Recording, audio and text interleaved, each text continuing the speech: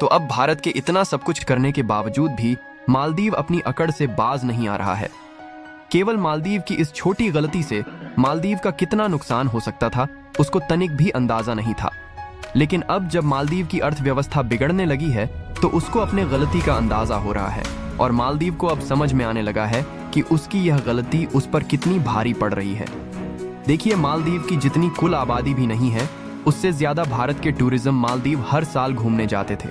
यदि साल 2023 की रिपोर्ट को देखा जाए तो इस साल लगभग 2 लाख टूरिज्म मालदीव गए थे और यह संख्या हर साल बढ़ती ही जा रही थी। और आप इसी से अंदाजा लगा सकते हैं कि मालदीव की अर्थव्यवस्था किस तरह से हम भारतीयों पर डिपेंडेंट है। और अब भारत की 8 बिलियन आबादी एक साथ मालदीव का विरोध करने उतर गई है। यहाँ तक कि मालदीव जाने के लिए जो एयर टिकट और होटल की बुकिंग थी, भारत के लोगों ने कैंसिल करना शुरू कर दिया है और चारों तरफ सोशल मीडिया पर बॉयकॉट मालदीव का ट्रेंड चल रहा है। और इसी के कारण जब मालदीव को अंदाजा हुआ कि अब किसी भी सूरत में भारतीय लोग मालदीव को किसी भी सेक्टर में फायदा नहीं पहुंचाने वाले हैं, तो फिर मालदीव चीन और तुर्की जैसे देशों से मदद मांगता फिर रहा है। लेकिन चीन किस तरह से मालदीव की मदद करने वाला है, इसका अंदाज इसी बात से लगा सकते हैं कि पूरे वर्ल्ड में चीन की किस तरह इमेज है। यानी कुल मिलाकर मालदीव को भारत की तरह कोई भी देश मदद नहीं कर पाएगा। पूरी माजरा क्या है, आइए जानते हैं आज के इस वीडियो में। लेकिन वीडियो देखने से पहले अगर आप भी चैनल पर नए हैं तो चैनल को लाइक एंड सब्सक्राइब जरूर करें ताकि हम आपके नॉलेज को और बेहतर बना सके। तो चलिए वीडियो शुरू करते हैं। असल में मेन खबर ये है कि मालदीव चीन की सहायता से भारत से पंगा ले रहा है। इसका मेन कारण ये है कि मालदीव पर चीन का कर्ज लगातार बढ़ता जा रहा है, जिससे वह उबर नहीं पा रहा है। हालांकि मालदीव के मंत्रियों की हरकत के बाद भारत की जनता ने जिस तरह से विरोध किया है, उसे मालदीव सरकार की जान हलक में अटक गई है।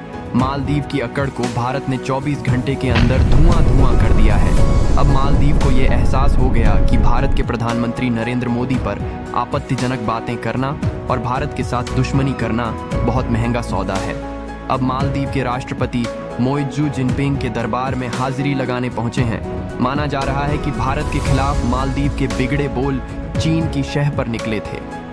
मालदीव के बदजुबान मंत्रियों को जवाब देने का काम इस बार भारत की जनता ने मिलकर किया है। यहाँ के लोगों ने एक साथ मालदीव को ये संकेत दे दिए हैं कि भारत या भारत के पीएम की जब भी बात करो तो जुबान संभाल कर।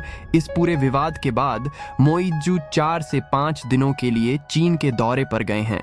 वैसे इसे एक आधिकारिक द्वारा ही बताया जाएगा। कहा जाएगा कि ये पहले से प्लान था, लेकिन माना जा रहा है कि मालदीव से जो भी हो रहा है उस स्क्रिप्ट के पीछे चीन की ही प्लानिंग है। मालदीव के लिए चीन की जी हुजूरी करना मजबूरी है। दरअसल मालदीव की मौजूदा सत्ता की विचारधारा में एंटी इंडिया वाला धारा प्रवाह चीन में प्रायोजित है। चीन भारत पर दबाव बनाने के लिए हिंद महासागर में अपना दबदबा चाहता है और स्ट्रिंग ऑफ पर्ल्स वाली इस साजिश में मालदीव चीन के लिए एक बड़ा स्टेशन है। इसीलिए चीन मालदीव को अपने कर्ज के बोझ तले इतना दबा चुका है कि वो किसी भी हाल में उसके सामने अपना सिर न उठा सके और भारत के खिलाफ उसके हर हुक्म की तामील करे। एक रिपोर्ट के मुताबिक मालदीव की पूरी अर्थव्यवस्था करीब 40,000 करोड़ रुपए की है, जबकि मालदीव पर 25,000 करोड़ का कर्ज सिर्फ चीन का है। मौजूदा वक्त में मालदीव की आबादी 5,21,000 के करीब है। इस लिहाज से समझें तो मालदीव के एक शख्स पर आज की तारीख में 4,80,000 रुपए का चाइनीज कर्ज है। इसके अलावा जिनपिंग के इशारे पर नाचना जिनपिंग की मजबूरी भी है। दरअसल मोइज़ू को भारत विरोध के नाम पर ही सत्ता मिली है। उन्होंने ही इंडिया आउट कैंपल चलाया था। अब हम आपको ये समझाते हैं कि भारत से रिश्ते खराब करना मालदीव की इकोनॉमी पर कितनी बड़ा डेंट है। दरअसल मौजूदा वक्त में भारतीय पर्यटक मालदीव की अर्थव्यवस्था के लिए एक बूस्टर डोज की तरह है, क्योंकि मालदीव की आर्थिक सत्ता इस वक्त टूरिज्म पर टिकी है और भारत उसका सबसे बड़ा स्टेक होल्डर है।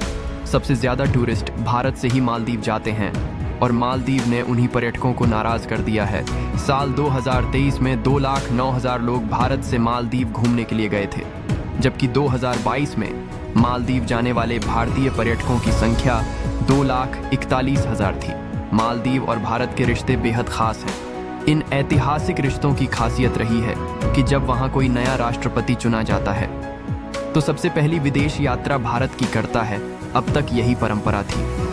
हालांकि चीन के जाल में फंस चुके मोइज़ू ने दशकों पुरानी ये परंपरा तोड़ दी। 2023 में राष्ट्रपति बनने के बाद वो पहली विदेश यात्रा पर तुर्की गए और दूसरी बार चीन पहुंच गए।